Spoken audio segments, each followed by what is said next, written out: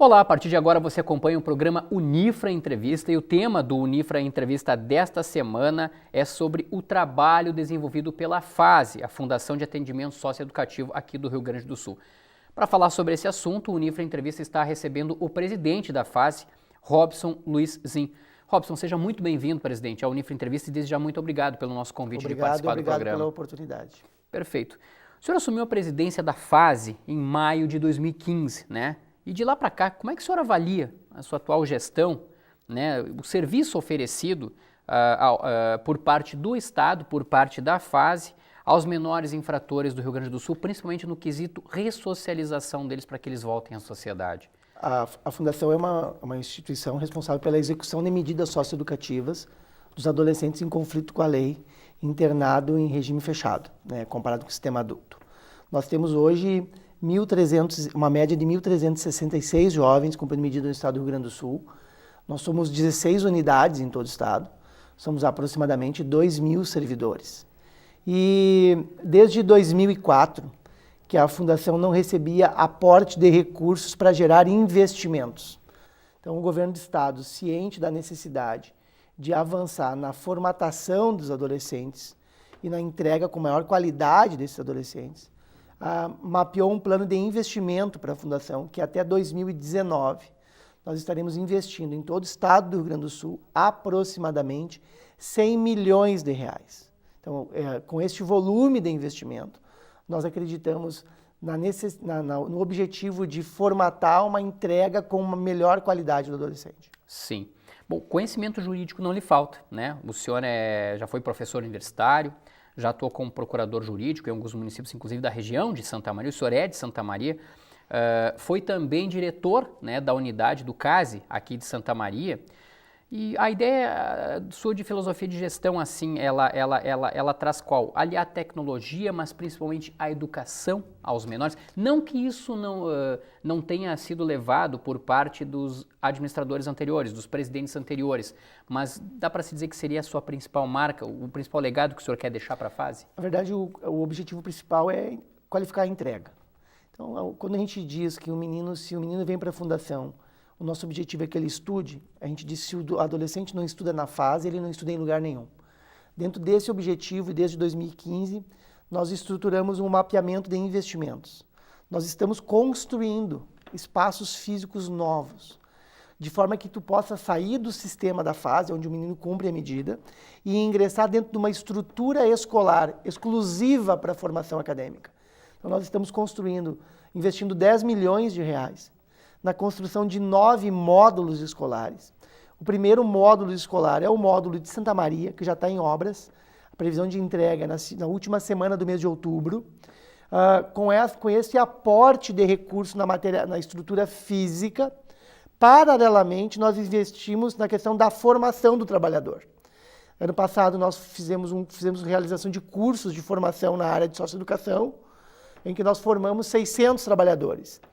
Neste primeiro semestre, nosso objetivo é de formar mais 300 trabalhadores com a expertise de qualificar a entrega do adolescente, porque nós trabalhamos de maneira multimodal. Ou seja, quando a gente diz que o menino cumpre uma medida, a gente sabe que tem que trabalhar a questão da pena, da aplicação da medida dele. Por que ele está ali? Tu está aqui porque tu cometeu tal delito e a tua medida aplicada foi essa, e em cima disso nós vamos construir a tua vida. Então, a construção da vida dele passa em tu ter uma forma de entregar ele, porque ele vai sair, né? Ele vai sair, mais cedo ou mais tarde ele vai sair. Então, com a ampliação dos módulos escolares, hoje nós temos 98% dos meninos estudando. Era exatamente a minha próxima pergunta. Se não for inédito, é um dos mais altos índices de escolaridade por parte dos menores infratores. 98% hoje desses 1.366 internos frequentam, enfim, eles recebem educação, eles recebem o ensino, seja do ensino fundamental ou médio. Fundamental, EJA e ensino médio. Todas as nossas unidades têm unidades autônomas. Nós temos escolas dentro da nossa estrutura, sim, que são geridas pela SEDUC em parceria com a Fundação.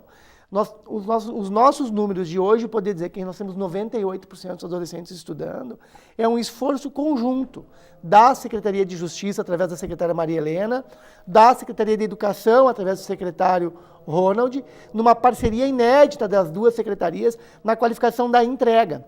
Ou seja, se tu pega hoje, por exemplo, e olhares os números da Fundação, nós temos adolescentes cursando faculdade em várias regionais do estado do Rio Grande do Sul. Agora, nesse primeiro semestre, nós tivemos 17 jovens aprovados em nível superior.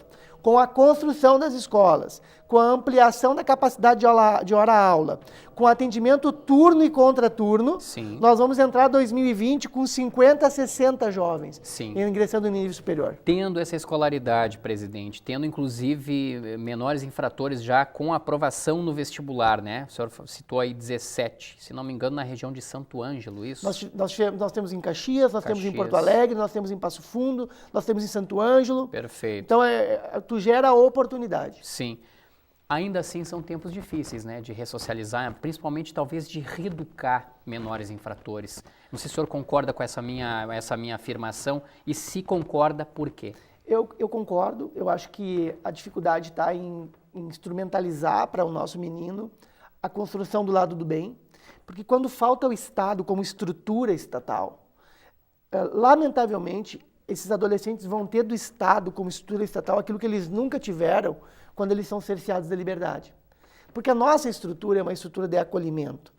No que pese nós sermos extremamente rigorosos, existe uma afirmativa que eu acho que é importante deixar bem clara. Não existe presídio no Rio Grande do Sul mais rigoroso que as unidades do sistema socioeducativo gaúcho. No sistema gaúcho, ou o adolescente está em atividade, ou ele está restrito da liberdade. E a restrição da liberdade para ele é uma oportunidade que ele tem de efetivamente mensurar a responsabilidade pelo delito e pelo dano que ele causou. Então, mas a gente tem que acreditar. Se tu não acreditar, tu não tem por que viabilizar a escola, tu não tem por que querer fazer inserção em curso profissionalizante. Hoje nós temos 400 jovens cursando cursos profissionalizantes. Cursos de 8, de 9, de 12 meses de duração. Tu pega Caxias do Sul, metal mecânica. Tu pega o Uruguaiana, agricultura familiar e pecuária. Tu pega Santa Maria, comércio, formação para o comércio atacado. Sim. Então, tu tem que tentar dar para ele uma oportunidade de entender que ele vai sair dali construindo uma caminhada pelo lado do bem. Mas aproveito essas informações que o senhor nos passa nessa entrevista, aqui no Unifra Entrevista, para lhe questionar, nesse tempo que o senhor está presidindo a fundação, né, e também já presidira o CASE, que é o centro aqui de Santa Maria, qual é a resposta da sociedade? Porque muitas vezes a sociedade ela pode ser preconceituosa em algumas situações. O senhor percebe uma permanência ou uma diminuição em relação à sociedade por conta do preconceito? Primeiro existe o preconceito, né? Acho que as pessoas têm que entender o seguinte, existe a discussão da redução da idade penal, da ampliação da pena, da medida socioeducativa. Hoje um adulto que for apreendido cometendo um delito de furto, ele recebe uma prestação de serviço à comunidade. Um adulto apreendido com porte de arma, ele paga uma multa e é liberado. E o nosso volume de internação no Rio Grande do Sul, nos últimos 3 anos, teve um crescimento vertiginoso. Nós crescemos mais de 50% no número de internações. Nós temos 735 vagas. Nós não abrimos vaga desde 2004. Agora, no governo Sartori, nós estamos investindo 60 milhões em construção de vagas, em obras novas. Nós vamos abrir 240 vagas. Nós vamos abrir 30 vagas em Novo Hamburgo e mais unidades novas em Santa Cruz, Osório e Viamão. Mas a sociedade tem que entender que tem que gerar oportunidade. Nós temos meninos aqui em Santa Maria que trabalham como frentista de posto de gasolina, que trabalham nas lojas de comércio, que trabalham como repositor de mercados, porque todos têm a oportunidade de tentar reconstruir essa vida pelo lado do bem. Então, o nosso chamamento também é para os empresários. Gerem a oportunidade para o jovem aprendiz. Nós temos hoje na Fundação as vagas de profissionalização, todas elas são vagas do jovem aprendiz. Ou seja, se tu der a oportunidade para ele poder construir uma vida pelo lado do bem, alguém tem que estender o braço para ele, porque a família lá atrás errou, o Estado não se fez presente e ele veio para a Fundação. Vindo para a Fundação, vamos tentar criar para ele uma oportunidade de ressocialização. Sim. Eu ia até fazer uma pergunta para o senhor colocou essa questão das vagas, né? Recentemente o senhor também deu entrevistas a outros veículos aqui de Santa Maria, e talvez eu não tenha entendido direito. Na verdade, então, o senhor não é contra a abertura de vagas, o senhor é, de certa forma, restritivo à situação de que o menino entre. Tem de existir um padrão. Um marco regulatório. Exato, uma regulação. Explica melhor isso para a gente, presidente. Se a gente tiver 5 mil vagas, nós vamos ter 5 mil meninos. Sim. E aí tu debela a qualidade da tua entrega. Porque o nosso atendimento é multimodal. Todas as nossas unidades do Rio Grande do Sul possuem médico psiquiatra, enfermeiro, técnico de enfermagem, psicólogo, pedagogo, advogado, assistente social. Nós temos uma equipe multidisciplinar que avança no adolescente e na família do adolescente. Quando tu determina que o nosso adolescente é aquele que tem o perfil penal mais agravado, eu estou chamando para a fundação a responsabilidade daquele adolescente com maior grau de comprometimento. Sim. O adolescente que tem que vir para o sistema socioeducativo é o adolescente que cometeu um delito grave, um homicídio, um latrocínio, um atentado violento ao pudor, um roubo com violência. Quando, por nós não sermos os gestores do sistema, o Poder Judiciário interna um adolescente por furto, por receptação, por dano ao patrimônio, tu termina recebendo esse adolescente num custo elevado para o Estado e desobrigando o poder público municipal, que é o responsável pela política pública de meio aberto, de dar para aquele adolescente um acolhimento na sua regional, na sua cidade. E é óbvio que daí esse adolescente ele é fruto dos preconceitos das pequenas comunidades. Hoje, 33% do nosso sistema deveriam estar cumprindo outras medidas que não a tão gravosa medida de internação em meio fechado. Sim. Ok. Robson Zin, presidente da Fundação de Atendimento Socioeducativo aqui do Rio Grande do Sul. Nós vamos fazer um intervalo agora, o Unifre Entrevista vai fazer um intervalo de aproximadamente 1 minuto. Na sequência, nós vamos voltar a conversar com o presidente da FASE e para que ele fale um pouco mais, então, sobre o trabalho desenvolvido pela Fundação aqui no Rio Grande do Sul. 1 minuto e já estaremos de volta.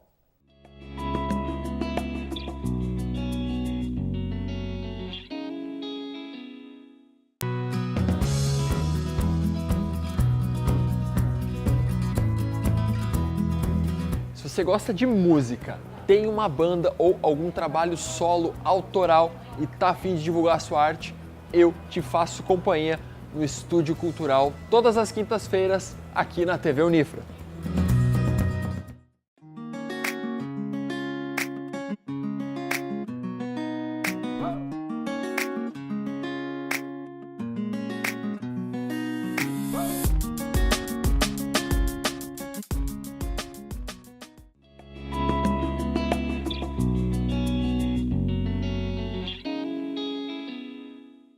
Estamos de volta com o programa Unifra Entrevista e o Unifra Entrevista desta semana fala sobre o trabalho desenvolvido pela FASE, a Fundação de Atendimento Socioeducativo aqui do Rio Grande do Sul. Para conversar conosco está o Robson Zin, presidente da FASE aqui no Rio Grande do Sul, a quem nós mais uma vez agradecemos a participação no Unifra Entrevista, presidente. Nós trouxemos muitos dados, né, no primeiro bloco e uma outra informação importante refere-se à questão das custódias, né, as audiências, né, que determinam as custódias, presidente. O senhor já solicitou ao Ministério Público e também à Justiça a realização das custódias por meio de videoconferência. Isso, de certa forma, não é muito bem visto pelo sistema judiciário, porque, por exemplo, não é permitido para o sistema penal adulto, né? Mas o senhor fez esse pedido justamente para evitar, de certa forma, fugas que já ocorreram, inclusive, durante o transporte, né, desses menores por conta de deslocamento até chegar a uma comarca e ele ser, enfim, avaliado pelo sistema judiciário. A nossa maior preocupação não é a fuga, é o resgate, né? Como o nosso servidor, nós no sistema socioeducativo, nós não portamos nenhum tipo de arma no sistema, ou seja, o nosso agente socioeducador, ele não possui tonfa, ele não possui arma, ele não possui revólver, não possui nada. A família do interno também fica sabendo em que horário ele vai. O que nós trabalhamos é a questão de criar vínculo, ou seja, o adolescente ele nos respeita pelas nossas normas internas, né? Ele sabe como funciona. Por exemplo, nossas unidades nós não temos nos dormitórios televisão, ou seja, o convívio do adolescente para poder assistir um filme, ter uma atividade recreativa, ela decorre do comportamento dele, ou seja, se ele tem um bom comportamento, ele vem para o convívio coletivo e vai ter atividade de filme, de futebol, etc. A questão das custódias, nós agora no Rio Grande do Sul, nós não comprávamos veículos desde o governo Ieda Cruz, desde 2009. Nós estamos com viaturas aí com 500, 600 mil quilômetros cada viatura. Em maio agora, nós entregamos 12 veículos novos e agora em outubro nós estamos entregando mais 8 veículos novos. Nós estamos renovando a frota, comprando 20 novos veículos de custódia, no investimento de R$2 milhões. E nós visitamos a corregedoria do Tribunal de Justiça, colocando à disposição para instrumentalizar a videoaudiência, né? Porque muitas vezes não se tem a necessidade de deslocar o adolescente para a execução de uma atividade de audiência. Porque, por obrigação de força de lei, nós temos que comunicar à família que ele tem uma audiência. Então, toda vez que uma movimentação do adolescente ele tem uma audiência, nós temos que avisar a família com antecedência para que a família se faça presente. No que pese, vou dar um número significativo, assim, nós realizamos na região metropolitana de Porto Alegre, por ano, em média, 17 mil saídas, tá bem? Então, de toda a rotina de saída com o adolescente. De 17 mil saídas, no último ano, nós tivemos 3 resgates. Mas mesmo não sendo um valor significativo no volume de resgate, nos preocupa, muitas vezes, a instabilidade dessa ação criminosa, né? De poder trazer algum transtorno e algum prejuízo para o nosso trabalhador, de ser objeto de alguma ação no objeto do resgate. Então, nós disponibilizamos para o Tribunal de Justiça o espaço físico, o link da internet por fibra ótica. Nós investimos, aí tu perguntaste, eu não te falei, nós investimos muito em TI, em tecnologia de informação e inteligência. Sim. Nós estamos com todas as nossas unidades do Rio Grande do Sul, exceto Uruguaiana, com cabeamento de fibra ótica, num custo individual de cada unidade de R$150 mil, porque nós estamos implementando um sistema eletrônico de controle do adolescente, que é o CIPIA, o Sistema Integrado do Programa Individual do Adolescente. Hoje, tu vai poder abrir o computador na unidade de Caxias e olhar o PIA, ou seja, o atendimento do adolescente de Santa Maria, e tu tem uma normativa de fluxo disso, né? E a implementação do vídeo monitoramento também, ou seja, tu vai poder estar lá em Porto Alegre, tem uma desordem na unidade uruguaiana, tu vai acessar o sistema e tu vai focar. E nós ofertamos para o Tribunal de Justiça a logística para que isso possa acontecer e aguardamos por parte do Tribunal de Justiça o acolhimento de que não que nós realize todas as audiências por vídeo monitoramento, mas, por exemplo, unidade feminina nós temos só em Porto Alegre, uma única unidade feminina. E aí nós temos meninas de Alegrete, de Uruguaiana, de Bagé, aí tu desloca toda uma estrutura de logística para uma audiência em Uruguaiana, em Bagé, que tu poderia fazer por videoconferência. Claro, a tecnologia ela deve ser sempre utilizada, né? Sem dúvida nenhuma, para várias situações. Não é diferente, por exemplo, na ressocialização de menores. Agora, presidente, eu lhe pergunto, a partir do momento também em que de certa forma, evita-se de levar esse menino ou essa menina, ainda que seja menor infrator, para uma audiência de custódia e tudo mais, por conta de um medo, de certa forma, de uma fuga. Não estamos aí, de certa forma, admitindo uma fragilidade do Estado por conta da segurança pública? A dificuldade de segurança é uma dificuldade que é comprovada por todos. No que pese, também há de se reconhecer que o governo tem feito um esforço gigantesco para debelar toda a defasagem na área de segurança pública. Mas o nosso objetivo com relação à questão das audiências por videoconferência, elas não se resumem à questão de segurança. Ela se resume a uma questão de logística, de poder produzir mais. Quando eu vou custodiar um adolescente, a norma diz que eu tenho que ter um veículo, um motorista e 2 agentes para cada adolescente. Então eu movimento uma estrutura física de atendimento, de acolhimento desse adolescente. A audiência por videoconferência, ela não vem para ser implementada de forma absoluta. Nós também entendemos que a primeira audiência de apresentação, em que ele se apresenta para o magistrado, ela tem que ser física. Porque a oportunidade que o juiz tem de se dirigir ao adolescente de maneira pessoal, de saber quem é aquele menino, por que ele está ali, o que ele fez, né? Mas existem muitas ações de cumprimento de precatórias, por exemplo, de um delito que ocorreu em Santa Maria, que tu vai ouvir uma precatória em Uruguaiana. Né? Tu termina tendo que deslocar o adolescente da unidade de Santa Maria para acompanhar uma oitiva.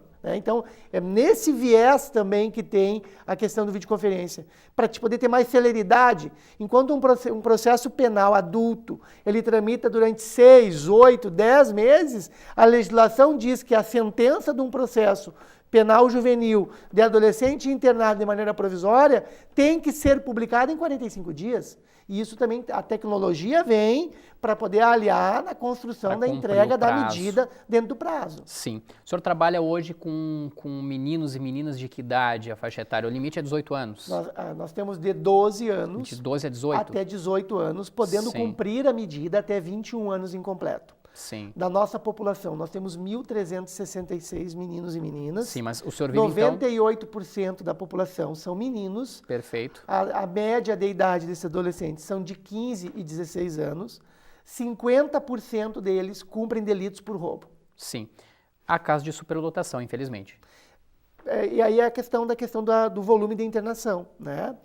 Se tu pegas, por exemplo, o nosso mapa e pega o estado do Rio Grande do Sul como instrumento disso... São mais de 700 vagas, é isso? 735 vagas. Para 1.366, né? 1.366 jovens. Dados de agosto. Nós realizamos aqui em Santa Maria, dia 10 e 11 de agosto, a Caravana da Socioeducação. Sim. A Caravana da Socioeducação, ela ocorreu em Uruguaiana em março, ocorreu agora em agosto, aqui em Santa Maria, dia 9 e 10 de agosto, e ela vem para sensibilizar os atores da rede de atendimento com relação ao volume da internação, para demonstrar que existe outra forma de acolher que não seja exclusivamente cercear de maneira absoluta a liberdade desse adolescente. Quando nós realizamos a caravana em março, lá em Uruguaiana, nós tínhamos na unidade de Uruguaiana 106 jovens cumprindo medida. Passada a caravana, agora no mês de agosto, nós estamos com 66 jovens. As nossas unidades de Uruguaiana, Santa Maria, Pelotas, Santo Ângelo, Caxias do Sul, foram unidades construídas há 18 anos atrás. Sim. Num padrão arquitetônico hoje obsoleto. E construída para 40 vagas. Nós trabalhamos numa média de internação em Santa Maria com 70 jovens. Mas nós chegamos a ter mais de 80. Porque existem adolescentes que tu não pode duplar. O adolescente com perfil penal muito agravado, tu não pode duplar. O adolescente que cumpre a medida socioeducativa por um atentado violento ao pudor, tu não pode duplar. O duplar que o senhor se refere é colocar Dividir outro menino, o dormitório. né? Dividir Não o pode dormitório, dividir o dormitório. perfeito. Então, isso também é uma questão de sensibilização. E quando a gente diz que não passa só por construção de vagas, nós estamos construindo vagas. Nós estamos investindo 60 milhões de reais em implementar vagas. Sim. Mas também passa por fortalecer a política pública de meio aberto. E foi esse o papel da caravana aqui em Santa Maria, dia 10 e 11 de agosto. De certa forma, também incentivar quem trabalha, né, na fase. Agora, eu quero aproveitar também a sua presença aqui para lhe perguntar o seguinte. O senhor falava para nós, no primeiro bloco, que a fase tem cerca de 2 mil servidores, né? Com o atual parcelamento de salários efetuado pelo governo estadual, como que o senhor faz para manter a motivação destes servidores para que eles trabalhem de uma maneira coerente e principalmente responsável a fim de entregar a ressocialização desse jovem à sociedade? Primeiro, o governo não parcela o salário porque quer. Né? É uma situação econômica em que a crise avançou de maneira absoluta, mas para restabelecer a verdade, nós somos uma fundação privada. E todas as fundações do Estado do Rio Grande do Sul, os seus trabalhadores são seletistas. Mesmo com toda a crise que o Estado vive, nós falávamos aqui que nós recebemos 100 milhões de reais em investimento até 2019. Nosso salário nunca foi parcelado. O salário dos trabalhadores de todas as fundações do Estado do Rio Grande do Sul, ele é pago até o 5º dia útil de cada mês. Nossas obrigações com o trabalhador estão em dia, nossas obrigações com as horas extras estão em dia. Nós fechamos o ano de 2016 com todos os nossos fornecedores pagos. Ou seja, o governo tem este compromisso. O governo Sartori sabe das dificuldades, o governador é solícito com a questão de não conseguir adimplir a folha de pagamento da forma que ele gostaria de adimplir, mas com relação às demandas das fundações, as nossas obrigações institucionais na condição de patrão, de empregador, elas são cumpridas rigorosamente em dia, porque o governo tem esse compromisso e essa obrigação de lei. Sim. Claro, evidentemente, que tem também a questão dos fornecedores, mas enfim, esse já é um assunto para um outro detalhe. Robsonzinho, presidente da Fundação de Atendimento Socioeducativo aqui no Rio Grande do Sul, muito obrigado pela sua participação aqui no Unifre Entrevista. Eu agradeço a oportunidade e gostaria de convidar a comunidade por agendamento, por disposição, de conhecer a nossa unidade de Santa Maria ela é uma referência para as demais unidades do estado do Rio Grande do Sul, pelo aporte e pelo volume de investimento que nós estamos fazendo aqui. Santa Maria será a primeira unidade a receber um módulo escolar, né? E é um reconhecimento à cidade em que eu estudei, em que eu me formei, em que eu trabalhei, de poder dar de volta para a minha região, para a minha cidade, um retorno efetivamente significativo, que é formar com melhor qualidade o nosso adolescente. Perfeito. Mais uma vez, muito obrigado pela sua participação no Unifra Entrevista, que volta na próxima semana com um novo tema. Se você quiser acompanhar na íntegra o programa, você pode acompanhar as reprises aqui na TV Unifra, no canal 15 da NET, ou ainda no Unifra Online, o nosso canal do YouTube. Um grande abraço, até a próxima semana com um novo tema. Até lá!